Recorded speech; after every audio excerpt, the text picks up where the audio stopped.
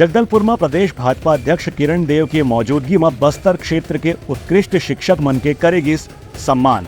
महापौर सफीरा साहू सहित दूसर जनप्रतिनिधिवन घलो रहीन मौजूद।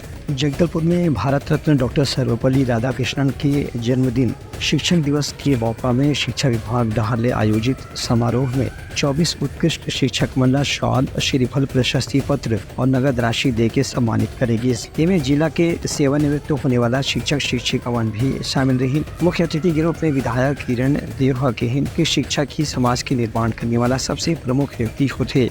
एक हैसियत आज भी समाज में शिक्षक के सम्मान सबसे ज्यादा है। वही महापौर सफीरा साहू के कहने से कि वो खुद अगर यहाँ ये पद में पहुँचे हैं, लेकर पीछे उनकर शिक्षक के ही बड़े योगदान और आशीर्वाद शामिल है। कार्यक्रम में कलेक्टर विजय दयाराम, जिला पंचायत के सीईओ प्रकाश सर्वे और जिला प्रशासन के वरिष्ठ अधिकारी मन भी मौजूद रहे।